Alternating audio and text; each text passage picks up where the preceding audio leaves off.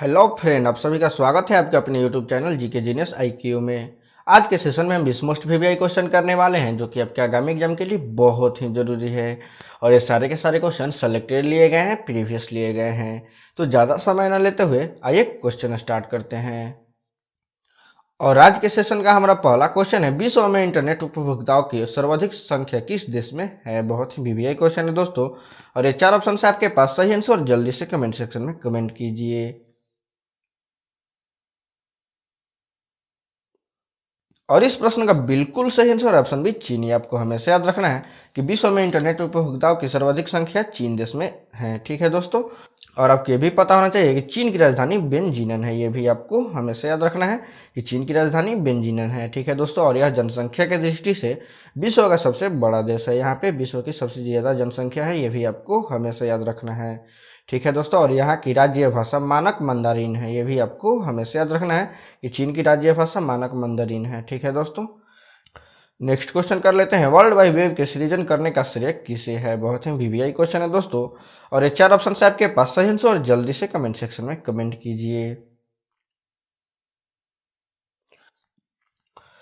और इस प्रश्न का बिल्कुल सही answer option B Tim Berners Lee. आपको हमेशा याद रखना है कि वर्ल्ड वाइड वेब का सृजन का श्रेय टिम बर्नर्स ली को जाता है। ठीक है दोस्तों। और आपको ये भी पता होना चाहिए कि www के नाम से भी हम लोग वर्ल्ड वाइड वेब को जानते हैं। ये भी आपको हमेशा याद रखना है। ठीक है दोस्तों। और इसकी स्थापना 1990 ईस्वी में हुई थी। ये भी आपको हमेशा याद रखना है कि www की स्थापना 1990 ईस्वी में हुई थी। वर्ल्ड वाइड वेब की स्थापना 1990 ईस्वी में हुई थी। ठीक है दोस्तों। नेक्स्ट क्वेश्चन कर लेते हैं, 2000 के भारतीय बैंक नोट पर छपा मंगलयान क्या दर्शाता है। बहुत ही वीवीआई क्वेश्चन है दोस्तों। और ये 4 ऑप्शन है आपके पास, सही आंसर और जल्दी से कमेंट सेक्शन में कमेंट कीजिए। और इस प्रश्न का बिल्कुल सही आंसर ऑप्शन है अंतरिक्ष में पहला उद्यम। ये आपको हमेशा याद रखना है कि 2000 के भारतीय बैंक नोट पर छपा मंगलयान अंतरिक्ष में पहला उद्यम दर्शाता है। ठीक है दोस्तों। ये आपको हमेशा याद रखना है। ठीक है दोस्तों। और आपको ये भी पता होना चाहिए कि 2000 के नोटों का आकार 66 mm गुणे 16 mm होता है। ये आपको हमेशा याद रखना है, इसका आकार 66 mm गुणे 16 mm होता है। और इसकी शुरुआत 10 नवंबर 2016 को किया गया था। ये भी आपको हमेशा याद रखना है कि 2000 के नोटों की शुरुआत 10 नवंबर 2016 को किया गया था। ठीक है दोस्तों। नेक्स्ट क्वेश्चन कर लेते हैं, इनमें से कौन भारत का मुख्य बैंकर है। बहुत ही वीवीआई क्वेश्चन है दोस्तों। और ये 4 ऑप्शन है आपके पास, सही आंसर और जल्दी से कमेंट सेक्शन में कमेंट कीजिए। और इस प्रश्न का बिल्कुल सही answer option B Reserve Bank of India. ये आपको हमेशा याद रखना है कि आरबीआई भारत का मुख्य बैंकर है। ठीक है दोस्तों। आरबीआई मतलब रिजर्व बैंक ऑफ इंडिया, इसे हम लोग आरबीआई के नाम से भी जानते हैं। ठीक है दोस्तों। और आपको ये भी पता होना चाहिए कि रिजर्व बैंक ऑफ इंडिया की स्थापना 1 अप्रैल 1935 ईस्वी को कोलकाता में हुआ था। ये भी आपको हमेशा याद रखना है, 1 अप्रैल 1935 ईस्वी को कोलकाता में हुआ था। ईस्वी और जगह हमेशा याद रखिएगा दोस्तों। 1 अप्रैल 1935 को हुआ था और कोलकाता में हुआ था। ठीक है दोस्तों। नेक्स्ट क्वेश्चन कर लेते हैं, परमाणु ऊर्जा प्रतिष्ठान यानी वर्तमान भाभा परमाणु अनुसंधान केंद्र का गठन कब हुआ था। बहुत ही वीवीआई क्वेश्चन है दोस्तों। और ये 4 ऑप्शन है आपके पास, सही आंसर और जल्दी से कमेंट सेक्शन में कमेंट कीजिए। और इस प्रश्न का बिल्कुल सही आंसर ऑप्शन सी 1957 ईस्वी। आपको हमेशा याद रखना है कि परमाणु ऊर्जा प्रतिष्ठान यानी वर्तमान भाभा परमाणु अनुसंधान केंद्र 1957 ईस्वी में स्थापित किया गया था। ठीक है दोस्तों। ये बहुत ही वीवीआई क्वेश्चन है दोस्तों, इसलिए आप इसे हमेशा याद रखिएगा। नेक्स्ट क्वेश्चन कर लेते हैं, कृष्णा क्रांति यानी ब्लैक रेवोल्यूशन का संबंध किससे है। बहुत ही वीवीआई क्वेश्चन है दोस्तों। और ये 4 ऑप्शन है आपके पास, सही आंसर और जल्दी से कमेंट सेक्शन में कमेंट कीजिए। और इस प्रश्न का बिल्कुल सही आंसर है ऑप्शन सी, खाद्य तेल उत्पादन से। आपको हमेशा याद रखना है कि कृष्णा क्रांति यानी ब्लैक रेवोल्यूशन का संबंध खाद्य तेल उत्पादन से है। ठीक है दोस्तों। नेक्स्ट क्वेश्चन कर लेते हैं, संवैधानिक स्थिति के अनुसार खनिजों पर किसका अधिकार है। बहुत ही वीवीआई क्वेश्चन है दोस्तों और कई बार एग्जाम में आया हुआ क्वेश्चन है। और ये 4 ऑप्शन है आपके पास, सही आंसर और जल्दी से कमेंट सेक्शन में कमेंट कीजिए। और इस प्रश्न का बिल्कुल सही आंसर ऑप्शन है राज्य सरकार का। ये आपको हमेशा याद रखना है कि संवैधानिक स्थिति के अनुसार खनिज पर राज्य सरकार का हक होता है, अधिकार होता है। ठीक है दोस्तों। नेक्स्ट क्वेश्चन कर लेते हैं, PAN पैन का अभिप्राय है। बहुत ही वीवीआई क्वेश्चन है दोस्तों। और ये 4 ऑप्शन है आपके पास, सही आंसर और जल्दी से कमेंट सेक्शन में कमेंट कीजिए।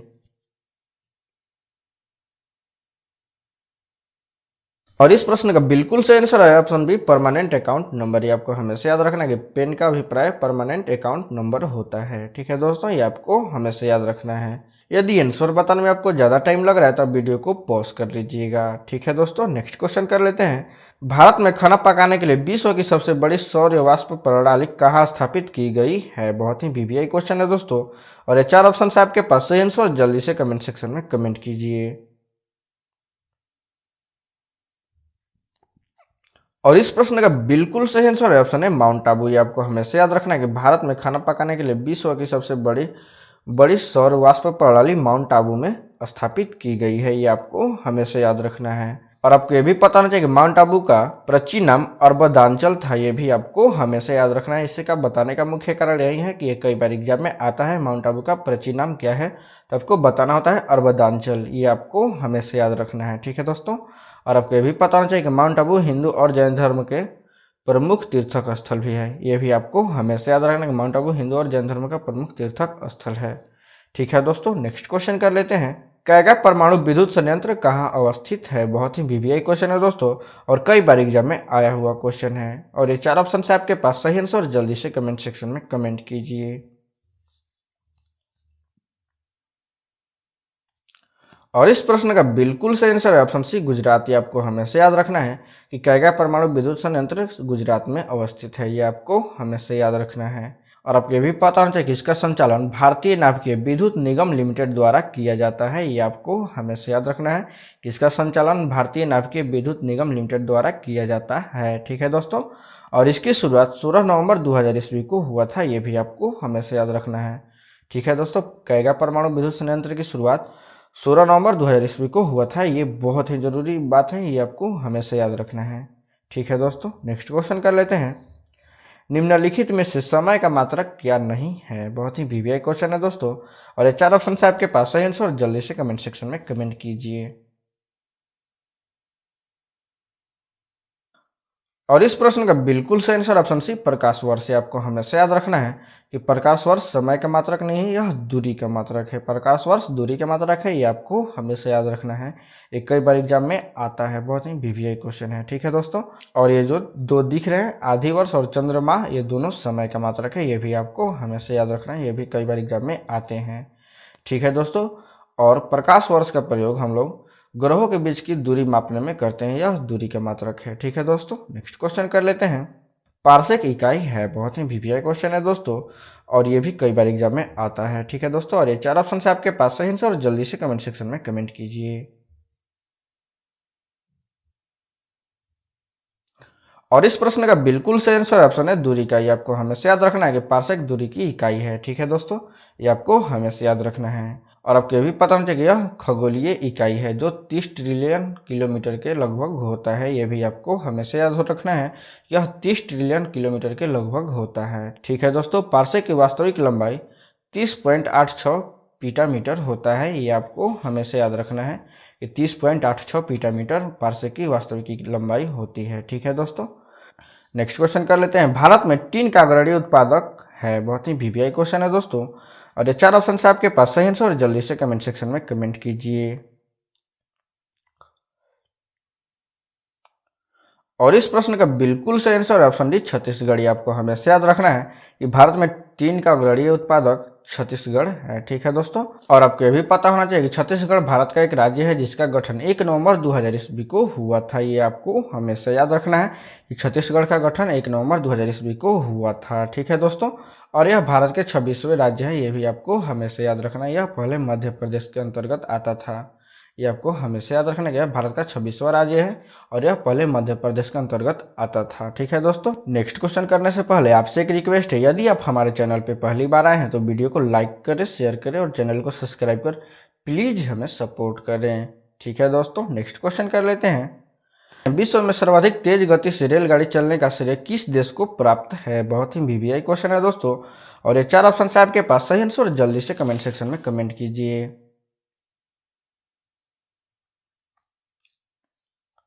और इस प्रश्न का बिल्कुल सही आंसर ऑप्शन है चीन। आपको हमेशा याद रखना है कि विश्व में सर्वाधिक तेज गति से रेलगाड़ी चलने का श्रेय चीन देश को प्राप्त है।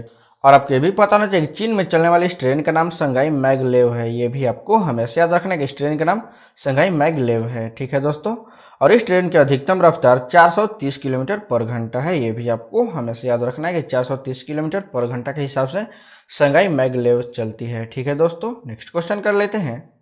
भारत के रेल मंत्रालय की बुलेट ट्रेन चलाने की योजना कहां से कहां तक है? बहुत ही वीवीआई क्वेश्चन है दोस्तों, और ये 4 ऑप्शन है आपके पास, सही आंसर जल्दी से कमेंट सेक्शन में कमेंट कीजिए।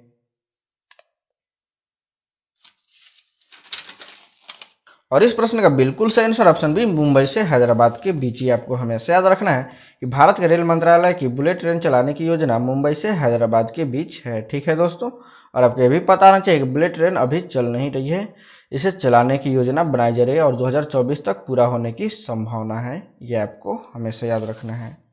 ठीक है दोस्तों, किस उद्योग को लाइसेंस के अनिवार्यता से मुक्त कर दिया गया है? बहुत ही वीवीआई क्वेश्चन है दोस्तों, और ये 4 ऑप्शन है आपके पास, सही आंसर और जल्दी से कमेंट सेक्शन में कमेंट कीजिए। और इस प्रश्न का बिल्कुल सही आंसर ऑप्शन डी, इनमें से सभी को। ये आपको हमेशा याद रखना है कि मोटर कार उद्योग, air condition, fridge, washing machine आदि से संबंधित उद्योग और कुछ विशेष प्रकार के चमड़े उद्योग को लाइसेंस मुक्त कर दिया गया है। ठीक है दोस्तों, ये आपको हमेशा याद रखना है। नेक्स्ट क्वेश्चन कर लेते हैं। बैलाडीला से प्राप्त होने वाला लौह अयस्क किस बंदरगाह से निर्यात किया जाता है? बहुत ही वीवीआई क्वेश्चन है दोस्तों, और कई बार एग्जाम में आया हुआ क्वेश्चन है। और ये 4 ऑप्शन है आपके पास, सही आंसर और जल्दी से कमेंट सेक्शन में कमेंट कीजिए। और इस प्रश्न का बिल्कुल सही आंसर ऑप्शन सी, विशाखापट्टनम बंदरगाह से। आपको हमेशा याद रखना है कि बैलाडीला से प्राप्त होने वाला लौह अयस्क विशाखापट्टनम बंदरगाह से निर्यात किया जाता है। ठीक है दोस्तों, और आपको यह भी पता होना चाहिए कि आंध्र प्रदेश के विशाखापट्टनम जिले में स्थित गोदावरी नदी के मुहाने पर स्थित यह बंदरगाह भारत का सबसे चौथा बड़ा बंदरगाह है। यह आपको हमेशा याद रखना है कि विशाखापट्टनम बंदरगाह भारत का सबसे चौथा बड़ा बंदरगाह है। ठीक है दोस्तों, और यह आंध्र प्रदेश के विशाखापट्टनम जिले में गोदावरी नदी के मुहाने पे स्थित है। ये भी आपको हमेशा याद रखना है। ठीक है दोस्तों, नेक्स्ट क्वेश्चन कर लेते हैं। कौन सी पुस्तक अमर्त्य सेन द्वारा नहीं लिखी गई है? और ये 4 ऑप्शन है आपके पास, सही आंसर और जल्दी से कमेंट सेक्शन में कमेंट कीजिए।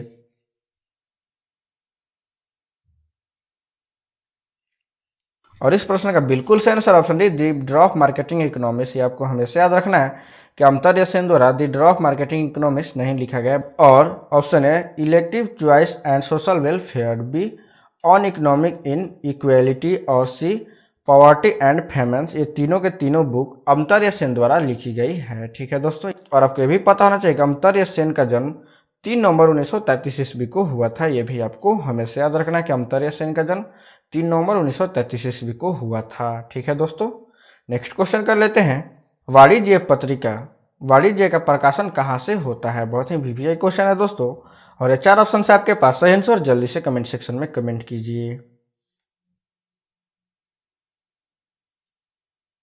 और इस प्रश्न का बिल्कुल सही आंसर ऑप्शन बी, मुंबई से। आपको हमेशा याद रखना है कि वाणिज्य पत्रिका, वाणिज्य का प्रकाशन मुंबई से होता है। ठीक है दोस्तों, और आपको ये भी बता दें कि धन प्राप्ति के उद्देश्य से वस्तुओं का क्रय विक्रय करना ही वाणिज्य कहलाता है। ये आपको हमेशा याद रखना है कि धन प्राप्ति के उद्देश्य से वस्तुओं का क्रय विक्रय ही वाणिज्य कहलाता है। ठीक है दोस्तों, और वाणिज्य के 2 प्रधान अंग होते हैं, दुकानदारी एवं व्यापारी। ये आपको हमेशा याद रखना है। ठीक है दोस्तों, नेक्स्ट क्वेश्चन कर लेते हैं। जवाहरलाल नेहरू बंदरगाह कहाँ स्थित है? बहुत ही वीवीआई क्वेश्चन है दोस्तों, और कई बार एग्जाम में आया हुआ क्वेश्चन है। और ये 4 ऑप्शन है आपके पास, सही आंसर और जल्दी से कमेंट सेक्शन में कमेंट कीजिए। और इस प्रश्न का बिल्कुल सही आंसर ऑप्शन है मुंबई। आपको हमेशा याद रखना है कि जवाहरलाल नेहरू बंदरगाह मुंबई में स्थित है। ठीक है दोस्तों, और आपको ये भी पता होना चाहिए कि इसे नाहवे साहबे के नाम से भी जाना जाता है। ये आपको हमेशा याद रखना है कि मुंबई बंदरगाह को नाहवे साहबे के नाम से भी जाना जाता है और जवाहरलाल नेहरू बंदरगाह के नाम से भी जाना जाता है। ये आपको हमेशा याद रखना है। ठीक है दोस्तों, और इसकी स्थापना 26 मई 1989 ईस्वी को भारत सरकार द्वारा किया गया था। ये भी आपको हमेशा याद रखना है कि इसकी स्थापना 26 मई 1989 ईस्वी को हुआ था। ठीक है दोस्तों, और यह भारत का सबसे बड़ा बंदरगाह है। ये भी आपको हमेशा याद रखना है कि यह भारत का सबसे बड़ा बंदरगाह है जो अरब सागर में स्थित है। यह अरब सागर में स्थित है, ये भी आपको हमेशा याद रखना है। और यह भारत का सबसे बड़ा बंदरगाह है, ये भी आपको हमेशा याद रखना है। ठीक है दोस्तों, यदि वीडियो अच्छा लगा हो तो लाइक करें, शेयर करें और चैनल को सब्सक्राइब कर प्लीज़ हमें सपोर्ट करें। धन्यवाद।